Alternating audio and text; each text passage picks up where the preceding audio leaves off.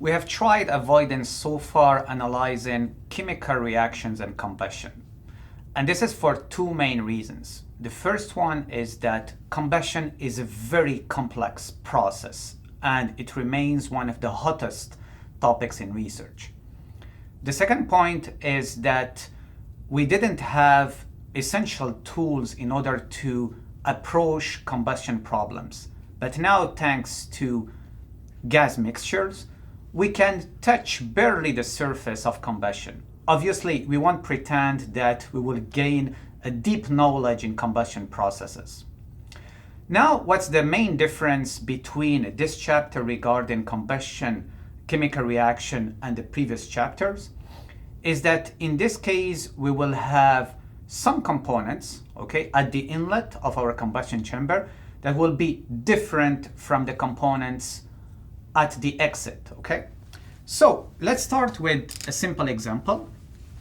Assume we are dealing with propane, okay, C3H8. And we are adding to propane oxygen. So to simplify, we'll just start with oxygen, okay? And then we will add air and so on. So what we are talking about here, we are talking about having a combustion chamber with two inlets. From one side, we have our fuel, C3H8. The fuel can be gas or liquid, okay? It's important to know this from the start. And here we have, for the moment, oxygen, pure oxygen. Now, if the combustion is complete, what do we have at the exit? We have CO2 plus H2O. If our combustion is incomplete, then we will have other products like OH, NOx, CO, H2, and so on, okay? So, and what makes your combustion incomplete is typically if you don't have enough oxygen, or basically if you don't have very good mixing in your combustion chamber. So now we have our fuel, we have our oxygen here, so we can write our chemical reaction. So in the case of complete combustion, we said we will have CO2 plus H2O. What we have to do, we have to balance this equation. So the way we do this is that we start with carbon. We have 3 carbons here, so we multiply here by 3. Then the second candidate is hydrogen. We have 8 of them here. So here we have 2, so we multiply by 4. 4 cross 2 is equal to 8. It's exactly the number of atoms of hydrogen that we have here. And then at the end, we take care of oxygen, okay? Here we have 3 cross 2, 6, plus 4, this is 10. So here we multiply by 5. And this gives us 5 cross 2, 10, okay? Now, there are several things that we can see here. First, we start with C3H8 and oxygen, okay? That will be calling the reactants.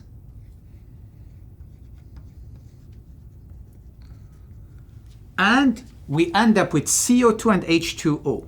That will be calling the products.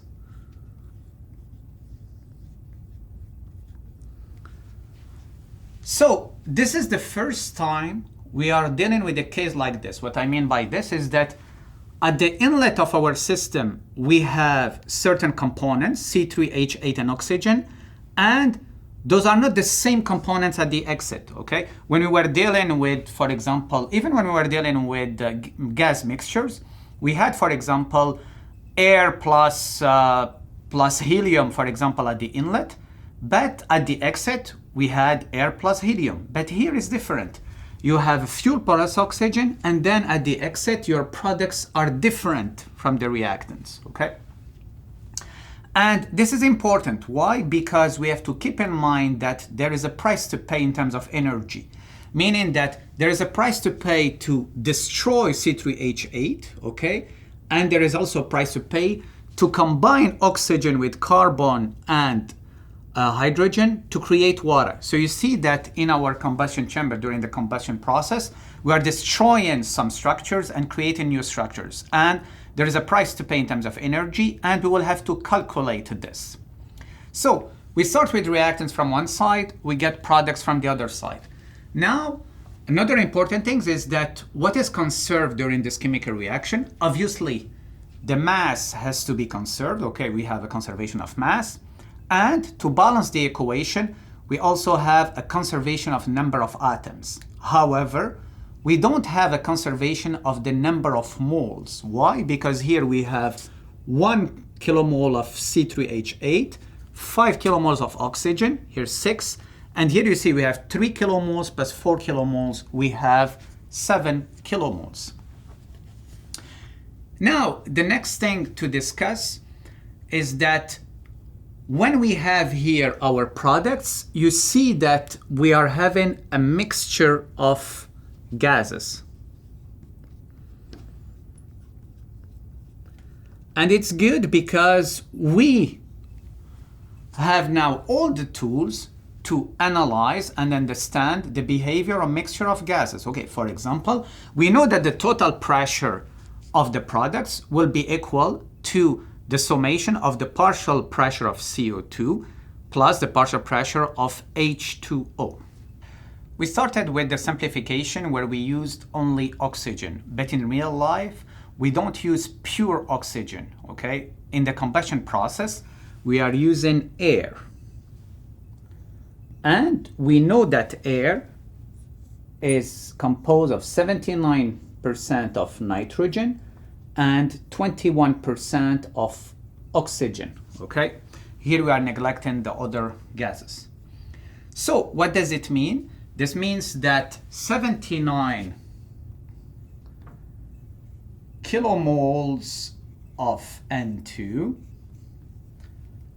and we have 21 kilomoles of O2.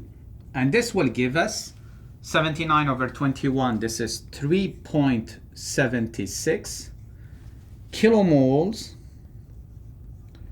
of N2 per kilomoles of O2. Here, how actually we should interpret this? We should interpret that if you want actually to have 1 kilomole of oxygen that you can use in your combustion process, you will be taking with you 3.76 kilomoles of N2, okay? So for 1 kilomoles of O2 that you need, you will have to carry with you 3.76 kilomoles of N2. And all this doesn't make 1 kilomoles of air. This gives us 4.76 kilomoles of air. This is important because it's the summation of the two will give us 476 kilomoles of air and not 1 kilomoles of air. Now that we picked our air here, we can write again this chemical reaction using air instead of using pure oxygen. So we can write C3H8 plus, now we'll be using air. What do we know? We know that air is O2 plus 376 kilomoles of N2. And this now will give us our products. We still have, if the combustion is complete, if it's a complete combustion, it will give us CO2 plus H2O plus, now we added N2, okay? And N2 actually doesn't actually play a major role in our combustion process. So N2, we balance this again.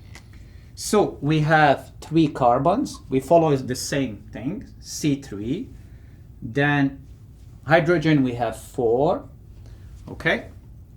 Oxygen we still have 10, so we multiply this by 5. And now we have 5 cross 3.76 N2 that we'll find here, giving us 18.8 N2. Okay? So this is a chemical reaction where now we are using air, and this again represents 4.76 kilomoles of air.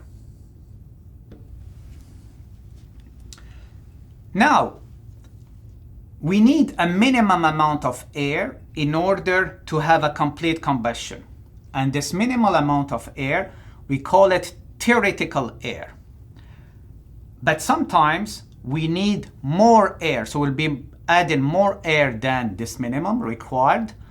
And in this case, we will be talking about excess air. Why actually we will need to use excess air?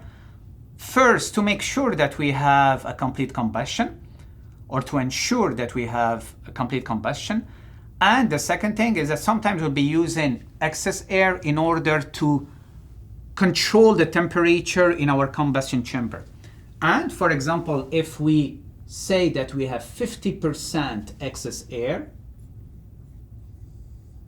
that we are using, we need to translate this into 50% extra.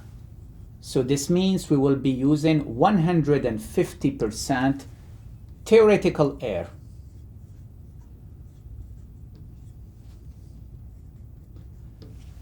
And the consequence in our equation is that we will be multiplying this by 150% or 1.5. So we'll have to multiply here by 1.5, because here actually this is hidden, but we are multiplying by 1, which is 100% theoretical air. If we add excess air, we'll be multiplying by 1.5, and then we have to balance again our equation in terms of N2 and oxygen here. The other things actually to discuss regarding this equation is that you can see here that we have water in the products, okay? And you remember that since we are dealing with gas mixtures, so the total pressure in our products is a summation of the partial pressure. So basically, here we have a certain partial pressure of H2O. And here we have to be careful, okay? So we understand that at the exit, the immediate exit of our combustion chamber, the water will be vapor, okay? This is clear.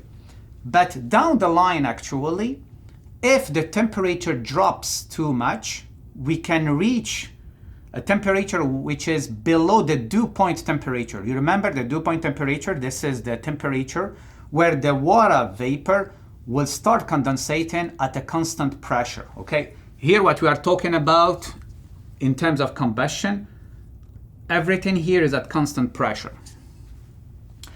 And this might be risky. Why? Because you can end up with water droplets that can interact with other substances, for example, with SO2, and this will give you H2SO4, sulfuric acid, that is very corrosive, okay? So we have actually always to question ourselves, what is the dew point temperature in my products, okay?